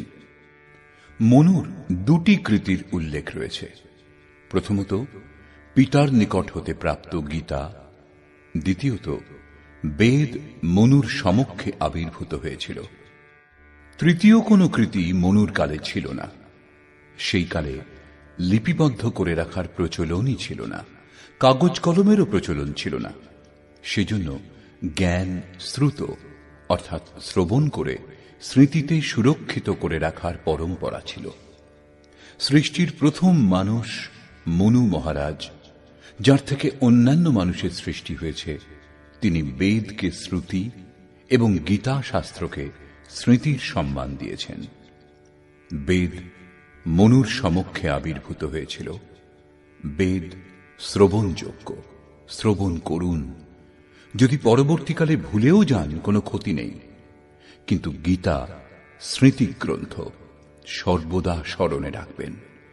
এই গ্রন্থ শাশ্বত জীবন, শান্তি, সমৃদ্ধি এবং ঐশ্বর্য সম্পন্ন জীবন প্রদানকারী ঈশ্বরীয় গায়ন। ভগবান বলেছেন, অর্জুন, যদি তুমি অহংকার বশত আমার উপদেশ শ্রবণ না করো, তবে বিনষ্ট হয়ে যাবে। অর্থাৎ গীতার উপদেশ যে অবহেলা করে, তার নাশ হয়। 15 অধ্যায়ের অন্তিম শ্লোকে ভগবান বলেছেন, ইতি গুহ্যতমম শাস্ত্রমিদমুক্তম ময়া নঘ। এইরূপ অতি গোপনীয় শাস্ত্র আমার দ্বারা বলা হল। এই তত্ত্ব অবগত হয়ে তুমি পূর্ণ জ্ঞান এবং পরম শ্রেয় লাভ করবে। 16 অধ্যায়ের অন্তিম 2টি শ্লোকে বলেছেন, ইয় শাস্ত্রবিধিমুৎসৃজ্য বর্ততে কামকারতঃ। এই শাস্ত্রীয় বিধি উল্লঙ্ঘন পূর্বক যিনি স্বেচ্ছাচারী হয়ে বিহিতের আচরণ করেন না, অথচ নিষিদ্ধের আচরণ করেন, তিনি সিদ্ধি লাভের যোগ্য নন। সুখ সমৃদ্ধি কিছু লাভ করতে পারেন না। তস্মাৎ শাস্ত্রম প্রমাণম তে কার্যকার্য ব্যবস্থিতৌ। অতএব অর্জুন, কর্তব্য ও অকর্তব্য নির্ধারণে যে কি করা উচিত নয়, শাস্ত্রই এ বিষয়ে তোমার জ্ঞাপক। অতএব শাস্ত্রীয় বিধির স্বরূপ জেনে তোমার নিয়ত কর্ম করা উচিত। তুমি তাহলে আমাকে লাভ করবে এবং শাশ্বত জীবন, শান্তি এবং সমৃদ্ধি লাভ করবে। গীতা শাস্ত্রই মনুস্মৃতি এবং ভগবান শ্রীকৃষ্ণের অনুসারে গীতাই ধর্মশাস্ত্র। অন্য কোনো গ্রন্থকে শাস্ত্র বা স্মৃতি বলা যেতে পারে না। সমাজে প্রচলিত বহু স্মৃতিগ্রন্থ গীতা বিস্মৃত হওয়ারই দুষ্পরিণাম। প্রচলিত অন্যান্য স্মৃতি কিছু রাজার সংরক্ষণে লিপিবদ্ধ করা হয়েছে, যা সমাজে উঁচু নিচু জাতিভেদ সৃষ্টির সঙ্গে সঙ্গে এটা বজায় রাখার উপায় বিশেষ। মনুর নামে প্রচারিত এবং কথিত মনুস্মৃতিতে মনুকালীন সমাজ ব্যবস্থার চিত্রণ নেই। মূল মনুস্মৃতি গীতা একমাত্র পরমাত্মাকেই সত্য বলে, তাতে বিলীন করিয়ে দেয়। কিন্তু বর্তমানে প্রচলিত প্রায় 164টি স্মৃতিতে পরমাত্মাকে লাভ করার উপায়ের উপর আলোকপাত করা হয়নি, এমনকি পরমাত্মার নাম উল্লেখ পর্যন্ত করা হয়নি। স্বর্গপ্রাপ্তির প্রলোভন দেখিয়ে না অস্তি, যেগুলির অস্তিত্ব নেই, সে সমস্ত লাভেরই জন্য প্রোৎসাহিত করে। স্মৃতিগুলিতে মোক্ষের উল্লেখ পর্যন্ত নেই।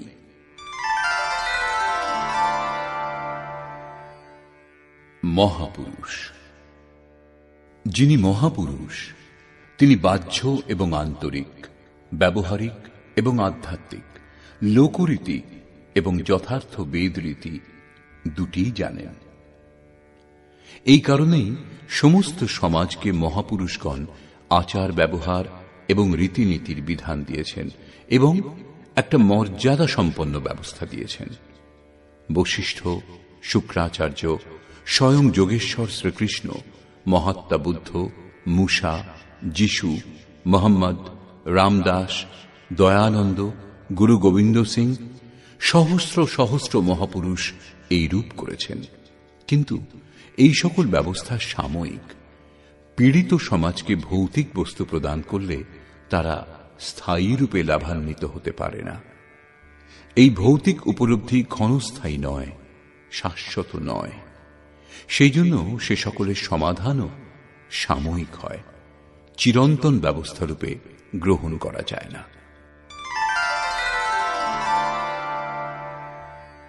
ব্যবস্থাকার।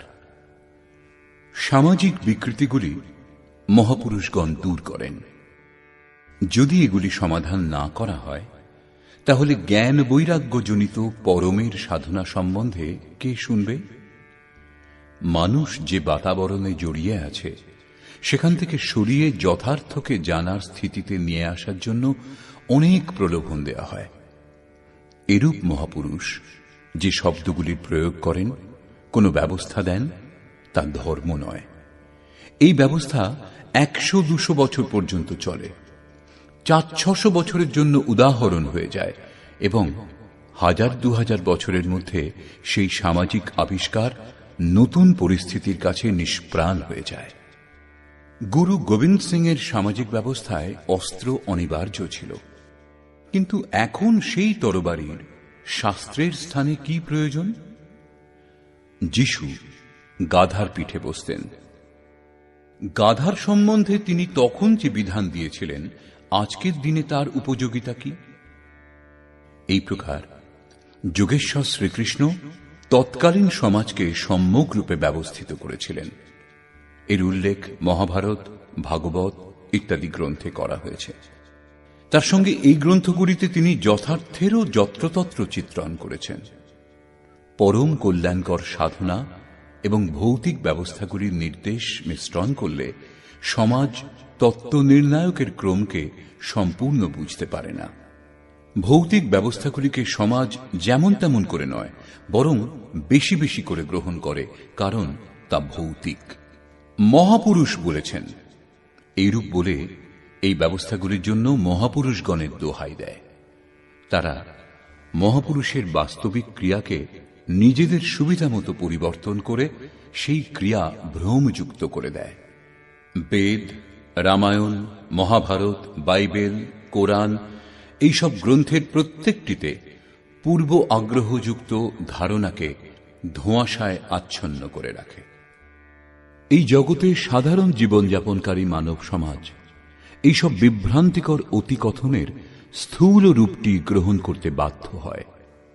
সেই জন্যই ভগবান শ্রীকৃষ্ণ শাশ্বত ধাম, অনন্ত জীবন, চিরবিরাজমান শান্তি প্রদায়িনী গীতা শাস্ত্রকে ভৌতিক ব্যবস্থাদি থেকে পৃথক করেছেন।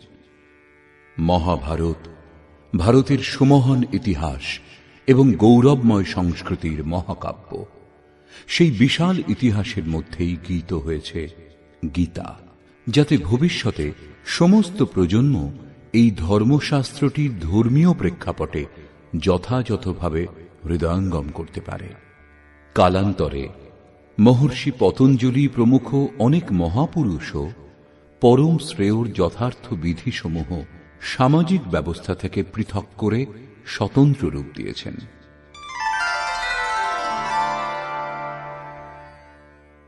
গীতা মানুষ মাত্রের জন্য। ভগবান শ্রীকৃষ্ণ এই ধর্মশাস্ত্রের উপদেশ প্রবৃত্তে শস্ত্র সম্পাতে, ঠিক অস্ত্র সঞ্চালনের সময়ই দান করেছেন।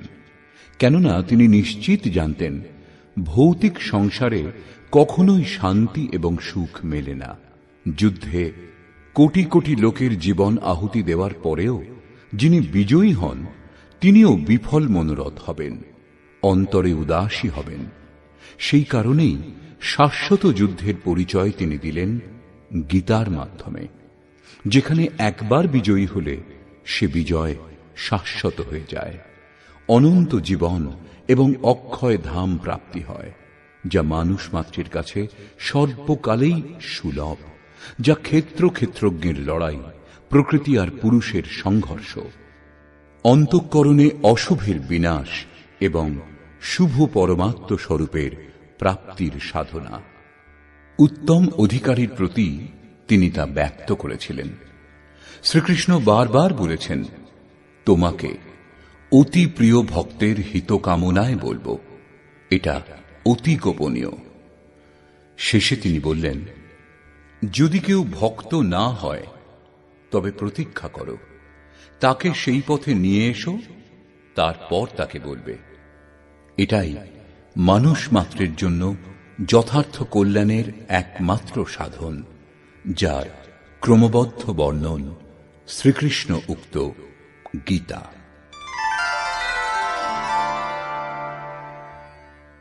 প্রস্তুত টিকা।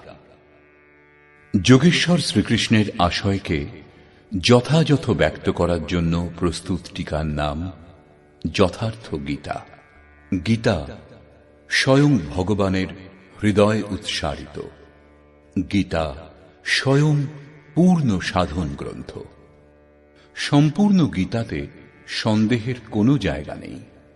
যদি কোথাও সন্দেহ হয় তাহলেও তা বৌদ্ধিক স্তরে জানা সম্ভব নয়, সেই জন্য সহজেই প্রতীয়মান হয়। অতএব কোথাও বোধগম্য না হলে কোন তত্ত্বদর্শী মহাপুরুষের শরণাপন্ন হন, তাঁর সান্নিধ্যে বুঝে নেওয়ার চেষ্টা করুন। তদ্বিদ্ধি প্রণিপাতেন পরিপ্রশ্নেন সেবয়া উপদেক্ষন্তি তে জ্ঞানম জ্ঞানিনস্তত্ত্বদর্শিনঃ। ওম শান্তি শান্তি শান্তি।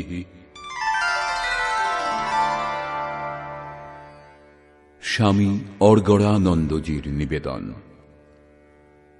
যথার্থ গীতা যোগেশ্বর শ্রীকৃষ্ণের পরম পবিত্র বাণী শ্রীমদ্ ভগবত গীতারই অর্থ। এতে আপনার হৃদয়স্থিত পরমাত্মার প্রাপ্তির বিধান এবং প্রাপ্তির পশ্চাতের চিত্রণ করা হয়েছে। অবহেলার দৃষ্টিতে এর ব্যবহার ন্যায়সঙ্গত নয়। এর ফলে আমরা লক্ষ্য থেকে বঞ্চিত হব। শ্রদ্ধাপূর্বক গীতার অধ্যয়ন দ্বারা মানুষ নিজের কল্যাণের সাধনে পরিপূর্ণ হয় এবং যৎসামান্য গ্রহণ করলেও পরম শ্রেয় লাভ করে, কারণ ঈশ্বরের সাধন পথে আরম্ভের কখনো বিনাশ হয় না।